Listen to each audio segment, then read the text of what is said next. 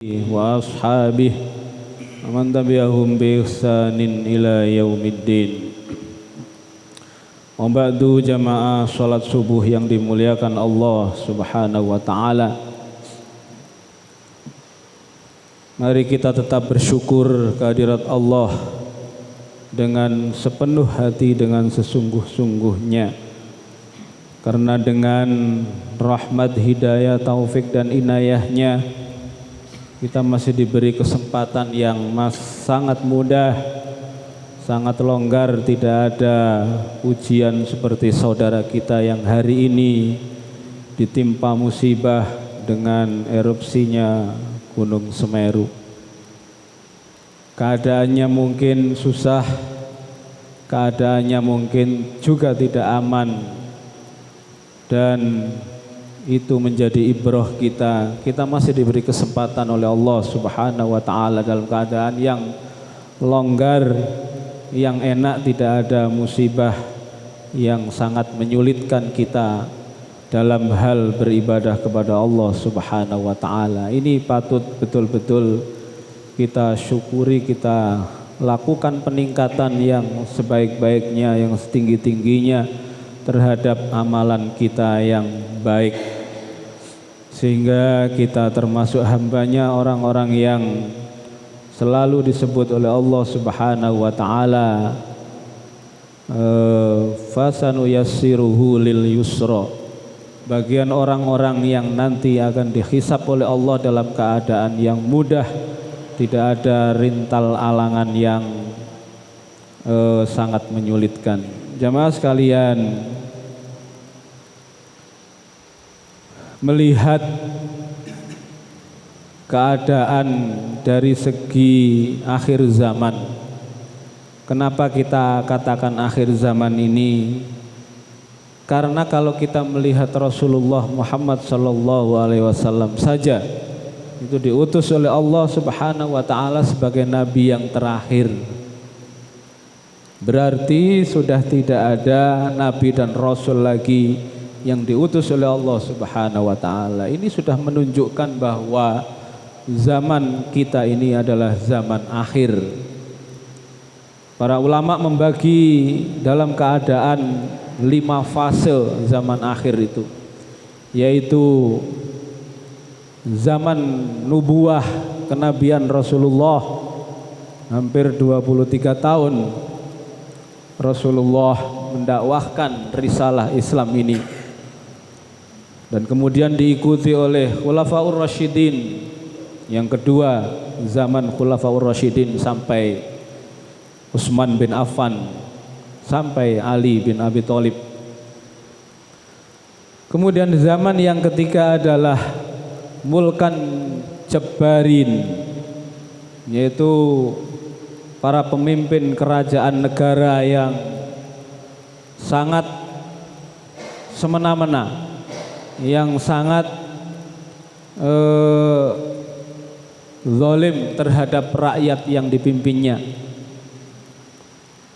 Masa-masa setelah Bani Abbasiyah, Bani Umayyah, itu kita saksikan betapa banyak raja-raja atau kepala negara yang sangat berbuat zalim kepada rakyatnya. Kemudian yang keempat adalah Mulkan A'dhan, yaitu satu pemerintahan yang juga sangat tidak memihak kepada rakyatnya. Pemimpin-pemimpin yang menzalimi rakyatnya, berjanji tetapi tidak dilaksanakan, dan kadang-kadang dia sewenang-wenang terhadap rakyatnya, baik itu secara lahiriah ataupun mungkin secara tersembunyi. Kemudian nanti ditutup zaman yang terakhir itu dengan al-khilafah ala minhajin nubuwiyah atau nabawiyah. Nanti ada masa yang kemudian ini kembali lagi khilafah yang mengikuti jejak-jejak kenabian Rasulullah pada masa awal. Dan itulah nanti setelah itu ditutup dunia ini dengan keadaan yang sangat hancur, yang sudah tidak ada lagi kebaikan, sudah tidak ada lagi yang memperjuangkan yang hak dan yang batil. Tinggal hanya kerusakan karena keadaan kehidupan dunia ini sudah betul-betul rusak. Na'udzubillah min dzalik. Mudah-mudahan kita tidak sampai kepada zaman ini. Jemaah sekalian, oleh karenanya ini kita juga sudah di akhir tahun 2021. Mungkin 20 hari lagi terjadi pergantian tahun, yang itu berarti harus menyadarkan kita, pikiran kita, pandangan kita, bahwa umur kita itu bertambah, tetapi sesungguhnya di mata Allah Subhanahu wa taala umur kita ini berkurang. Karena dikurangi. Jadi sisa umur kita itu semakin hari tidak semakin tambah, cuma mungkin angkanya bertambah, tetapi sesungguhnya maknanya berkurang di hadapan Allah Subhanahu wa taala. Maka ada dua hal yang bisa kita wasiatkan kepada diri saya pribadi dan jamaah sekalian di dalam surat Al-Lail. Jadi saya sebut ada golongan-golongan yang al-usra, yang nanti di hari kiamat mendapat sangat kesulitan ketika dihisab oleh Allah Subhanahu wa taala karena perbuatannya selalu ingkar, selalu tidak memperhatikan terhadap panggilan, tuntunan pedoman hidup Al-Quran dan Sunnah Rasulullah Sallallahu Alaihi Wasallam. Jemaah sekalian, kalau ini sudah terjadi, maka wa ma yughni anhu maluhu idza taradda, tidak akan punya manfaat hartanya ketika harta itu sudah habis binasa dan tidak ditasarrufkan, tidak diinfakkan, tidak disodahkokan kepada jalan-jalan yang sudah dituntun oleh Al-Quran dan Sunnah Rasulullah Sallallahu Alaihi Wasallam. Fama yughni anhu maluhu idza taradda inna alaina lal huda wa inna lana lal akhirata wal ula. Padahal Allah Subhanahu wa taala menunjukkan terhadap satu keadaan atau satu jalan, adanya jalan yang penuh dengan petunjuk Allah Subhanahu wa taala. Inna alaina lal huda wa inna lana lal akhirata wal ula. Dan jalan akhirat yang harus menjadi pertimbangan kita yang utama. Fasanu yassiruhu lil yusra. Kalau orang ini bisa seperti itu, bisa meniti jalan petunjuk dan selalu mempertimbangkan amal perbuatannya itu pada hari masa depan, yaitu hari akhirat, fasanu yassiruhu lil yusra, maka dia nanti akan menemui jalan hisab yang sangat mudah di hadapan Allah Subhanahu wa taala. Jemaah sekalian, oleh karenanya jelas banyak sekali surat-surat di dalam Al-Quran yang menguraikan dua golongan, yang satu sesat, yang satu celaka, yang satu mendapat keberuntungan. Sudah banyak diuraikan juga. Maka itu jamaah sekalian, seperti tadi bahwa zaman ini sudah 15 abad yang lalu ditinggalkan oleh kita meninggalkan zaman Rasulullah Sallallahu Alaihi Wasallam. Berarti betul-betul zaman ini sudah zaman yang sangat akhir, yang itu semua kita saksikan. Kalau kita melihat di dalam hadis yang diriwayatkan oleh Az-Zahabi, riwayat Muslim, menyebutkan nanti terjadi sebuah kepemimpinan umara'uhu kal asadi. Pemimpinnya seperti singa. Wa wuzara'uhu kadzibi. Para tangan kanannya, menterinya itu seperti serigala. Wa ulama'uhu kal kalbi. Dan ulamanya itu seperti anjing. Wan nasu kal ghanami. Rakyatnya seperti domba.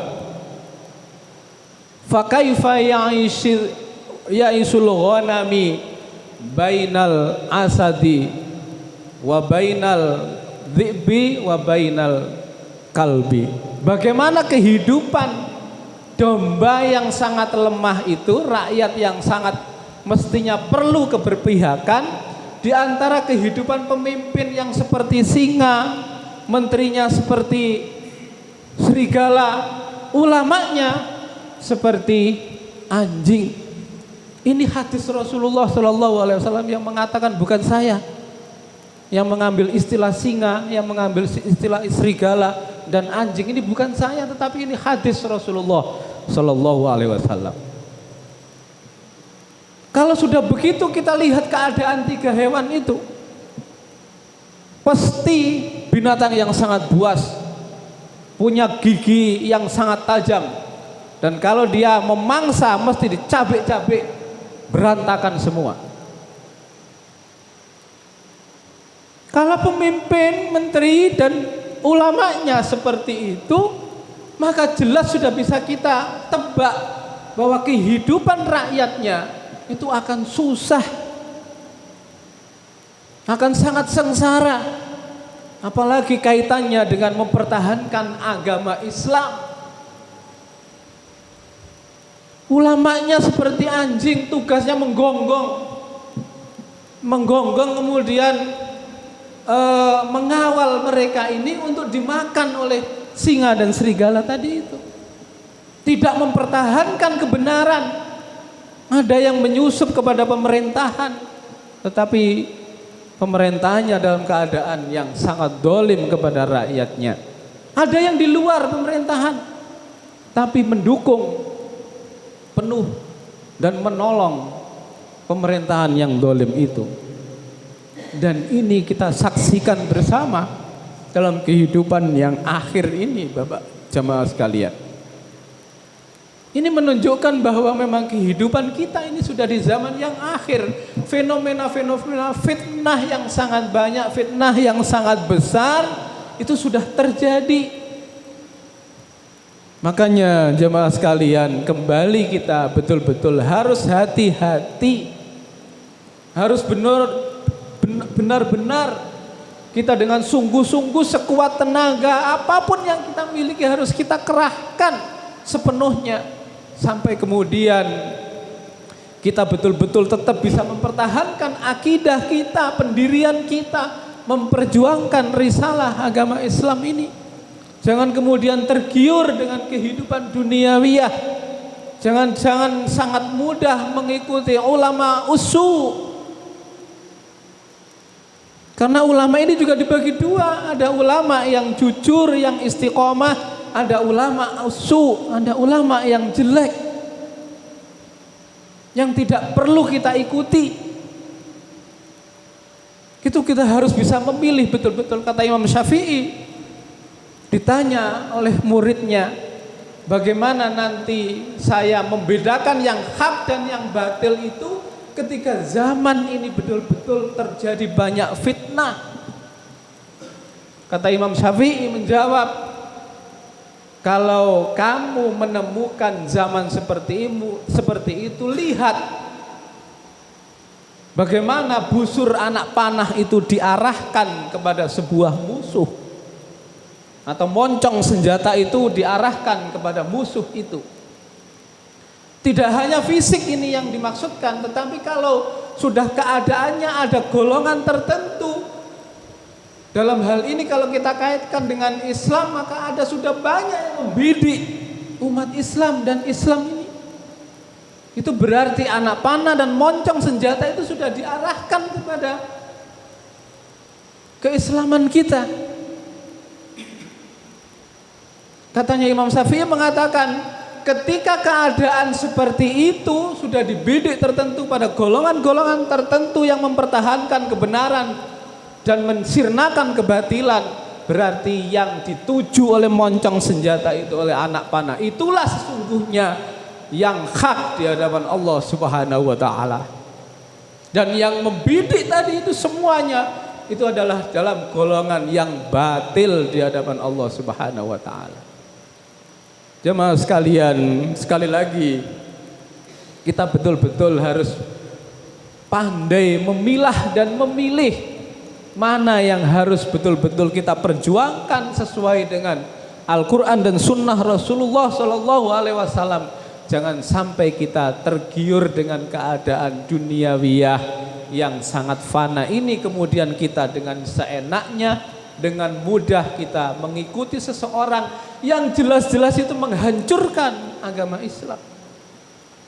Islam dibuat mainan, tidak ada lagi penegakan pembelaan, apalagi tadi kaitannya dengan rakyat Indonesia yang 90% malah dibuat mainan, diadu domba biar tidak terjadi persatuan yang kuat, sehingga nanti mudah dihancurkan oleh golongan orang-orang yang memang membidik Islam ini akan hancur.